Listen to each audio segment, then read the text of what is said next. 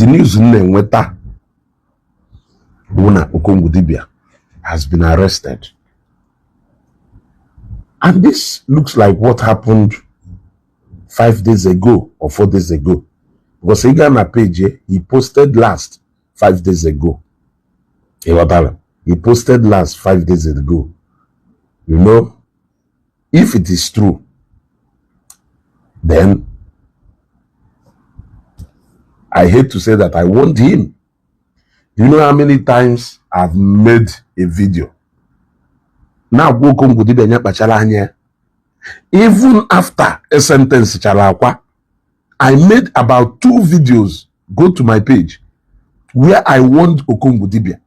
I told him that he will be the next. That no che na anya government had drawn activities here.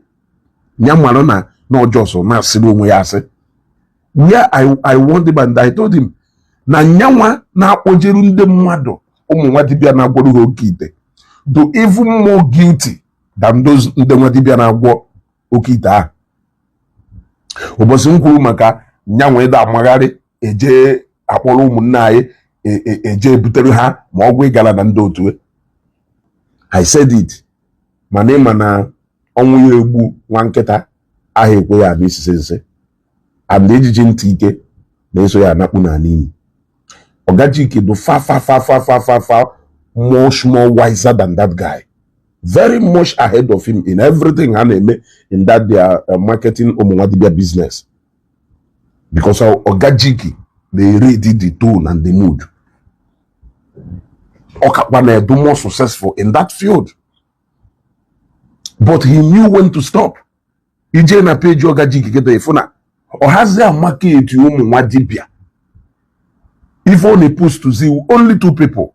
That small boy in Abafa and that old man na akuzi makambologo na ndotwe. Obviously, onweriko wona nyanwa coming from Okija, go a tip of information to decide that can adjust to onwe. What Ofodo native doctors did the moment Hanolo maka that Anambra State Homeland Security laws, but akwa decide ya na emana na nganga mpako pride eji we choke ewori we teach we set here example. And after atuchala kwanga we make video we gwando so niile, I mentioned Okongwu Dibia specifically in that video where that he should be careful what every other native doctor on Anambra says. Yeah, don't be very careful about your activities because na essay go record straight with sentence and aqua. It will be now very much easier for others to go through that part. I warned Okongwu Dibia specifically multiple times. If in the mother be in a comment section, they will as you go. Okongwu Dibia is more sensible than you. Not everybody anyway, but you know the client here. The client here. My happiness owner. The way all these things is here, very soon you will not hear much people now talking about this so-called going back to their root. We will actually know those people that want to go back to their root as ordinana, and those people who feels that going back to their root is that what it entails is a war job, because Okongwu Dibia no host to program. Dia no post to maka discover. Discover. If a lot of that they are going back to their root in terms of ordinana. If we a short connection, I called you, but you are not picking up. Drop your number. What number? What is the number? What is the location? If we a short location. Eh? Now Okongwu do even more guilty than Eke Hit. He is even more guilty than Akwokoko. Yes. Okwolunye wutale go, wutale information nyendohi. Wunyao the master planner of that particular crime. Because I don't know what that information nyendohi. Keruka ndohi, yesi we mwana eba ye johi, eba ye johi. So he is the master strategist and planner. Informant. That is why Yeah, only case a treat in the informant. Because all how the chief architect of crime and commit. How will people know make a hit in our war if not because na jig je market here? Can them mother yesi wema na ya yanando na agwa ababa and the shakammo if not that no Okongwu Dibia na wagaji je market here.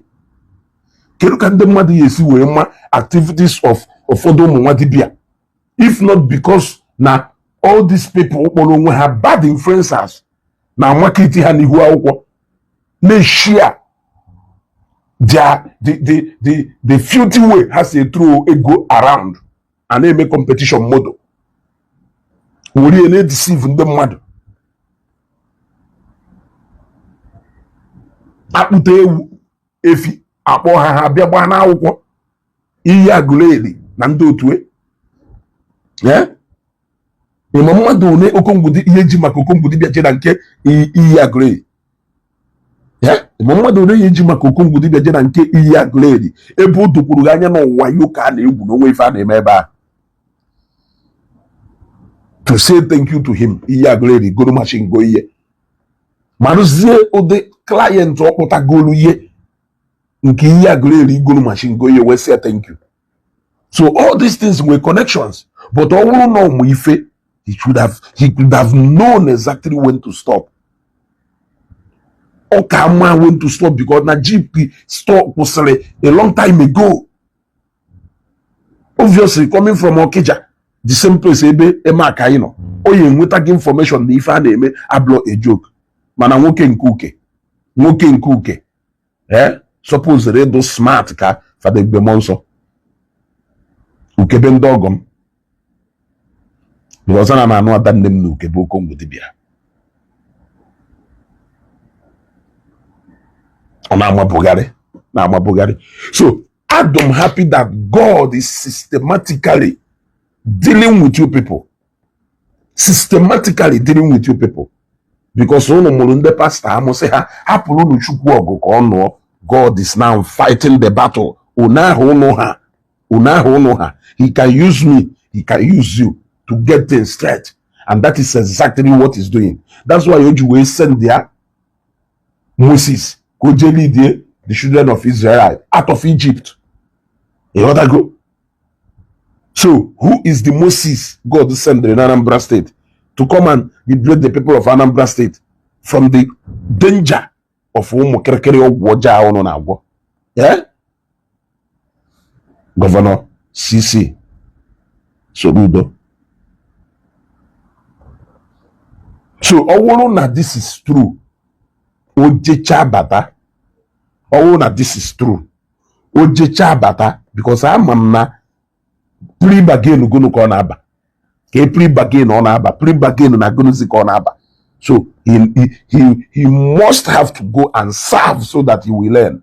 Only na prison eba une iro into elo anwako or come more ties or come more carpenter furniture work nyale no or ema POP nyale no akolo dia, because I understand that na nifo ju weduru difficult to withdraw even mbofuru na enwego danger a red line because no way any other thing o nwere ike ime na o no withdraw.